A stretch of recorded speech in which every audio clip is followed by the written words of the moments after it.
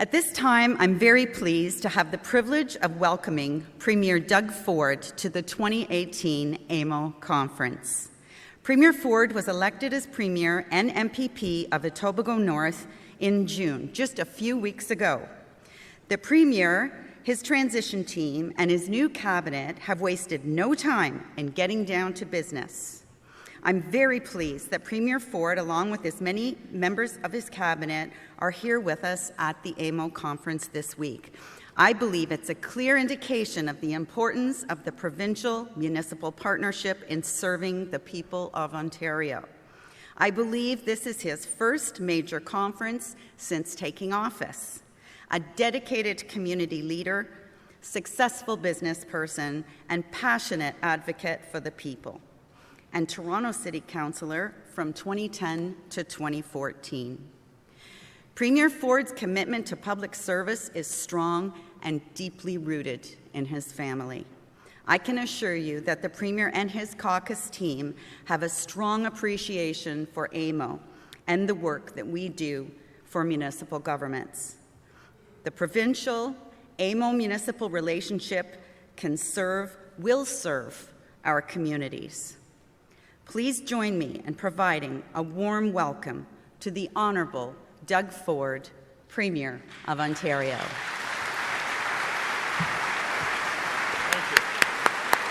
Thank you so much. Thank you. That's great. Thank you. Oh, that's great. Wow. Thank you so much. Thank you, folks. Special thanks. How you doing, Hazel? Boy, the old dynamo there. Beautiful. I love her. Anyways, my friends, good morning, everyone, and thank you so much for the kind and warm welcome.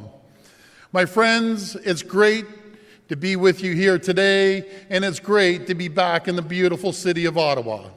I want to start by recognizing all of the great work that AMO does in bringing municipal issues to the forefront of our government. And I want to take a moment to thank my good friend, the Minister of Municipal Affairs and Housing, Steve Clark, and his staff. Steve, where are you? We affectionately call him Clarky. So Clarky, what a great job.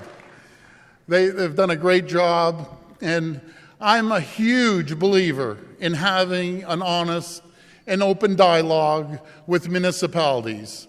I'm a former Toronto City Councillor myself, so I know that our municipalities are often the level of the government that is closest to day-to-day lives of Ontarians. And I've always said that, my friends. They call you up every day, and no one knows better than Hazel getting calls every day. You probably still get calls every day, Hazel. But getting calls and responding to people's doors, no matter if it's a crack in their sidewalk or a clogged sewer or debris in the park, you're connected. You're connected when you're at the municipal level. My friends, the decisions you make around service delivery and infrastructure and investments have real impacts on the daily lives of Ontario residents. And you will hear from the people of every community every day. They will let you know who you're accountable to, who we are all working for. And this was certainly my experience at the municipal level. Now we all know the City of Toronto left AMO a couple of years before I was elected. And while, of course, it's up to Toronto and other AMO members to make their own decisions, I do think, from where I'm standing now, I think it's a missed opportunity for Toronto not to be participating in some capacity.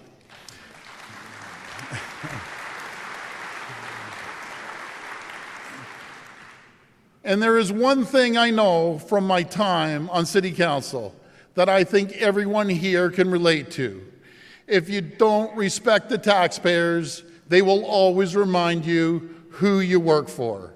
And that lesson holds true for me in my new job as well.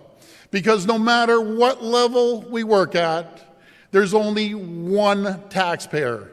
Protecting taxpayers was a key theme in our most recent provincial campaign. And for those of you in the elected office, I'm sure it will be the same theme for your campaigns come the fall. And I want to wish every municipal elected person and to-be elected person all the best in the upcoming election. We all share an obligation to respect taxpayers and deliver services efficiently and effectively. We must always keep people first. This commitment underpins everything our government does. Quite simply, we're for the people.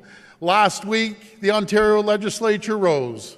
We called the legislature back immediately after taking office because we believed there were too many urgent priorities to wait until fall.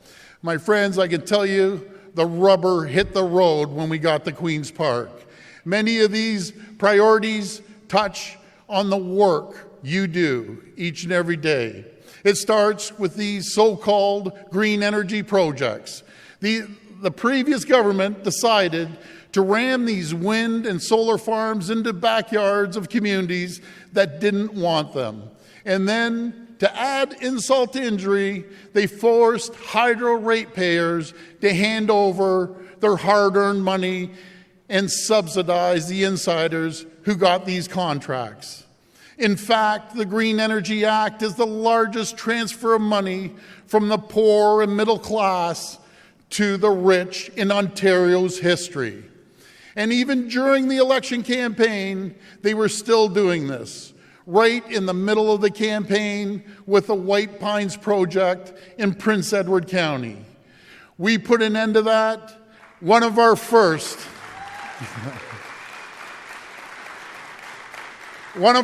acts in government was to cancel 758 unnecessary renewable energy projects and to cancel the White Pines project, saving $790 million for the ratepayers. The Green Energy Act's days are numbered, and you can count on us to consult with you about your priorities.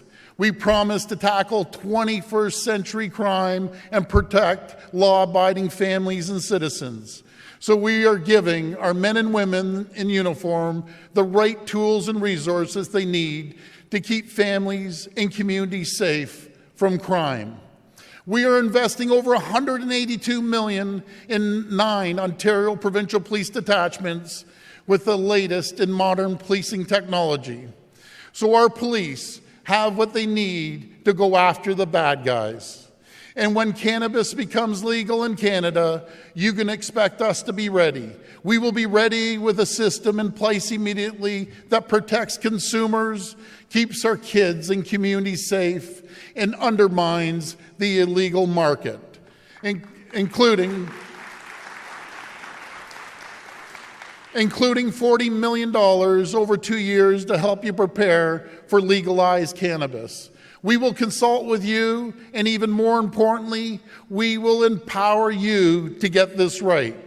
We will be introducing legislation that, if passed, we will give each of you the ultimate say in whether you want physical cannabis retail stores in your communities. We also took action to make government in Toronto, in York, in Peel, Niagara, and Muskoka more efficient with the Better Local Government Act. And while you have the details about that act, let me tell you that we are excited about this law and what it will do, saving taxpayers $25 million and improving decision-making across the city. And the feedback we are getting from the people on this move has been overwhelmingly positive. My friends have been in politics a long time. No matter what I've done in municipal politics or provincial politics, I have never, ever had a more positive feedback than what we did at the City of Toronto. I occasionally get asked if I have plans to introduce a similar law here in Ottawa or elsewhere in the province. I would say that many of Toronto issues are specific to Toronto, which is still governed by its own act. And as for the other regional municipalities, that these 4 have in common is that the Liberals imposed these new elected regional chairs in 2016. And the last thing any municipality needs is yet another layer of elected politicians. That, I agree, that's a double who for me. That's not how you make better decisions, by having more politicians. So these were unique situations, and no, we do not, I repeat, we do not have plans for similar legislation in our near future. What we are doing is partnering with you. As I've traveled across Ontario, I've spoken to countless mayors, councillors, wardens, and other representatives. And it doesn't matter if I'm in Kenora or Cornwall, I hear similar things time and time again. You want a provincial partner that listens to your needs and the needs of your communities, instead of the insiders and the lobbyists. A partner that helps you bring investment and good jobs to your communities. A partner that cuts through the red tape and gets things done. A government that puts up a big sign that I've said over and over again, Ontario is open for business.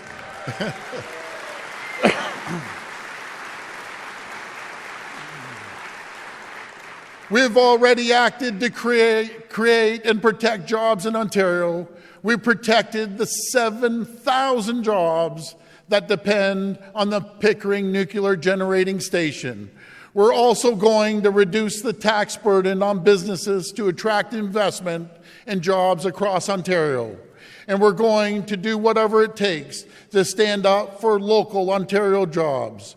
No matter what happens in the trade dispute between the federal government and the United States, for instance, we promised to get Ontario moving faster than ever before for cities like Ottawa, Kitchener, Waterloo, Hamilton, London, Brampton, and Mississauga.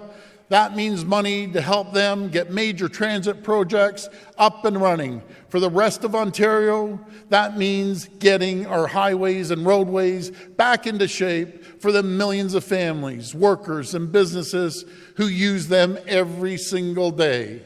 And we're going to make driving on these highways cheaper by reducing the price of gas by 10 cents a litre, which will also help our economy.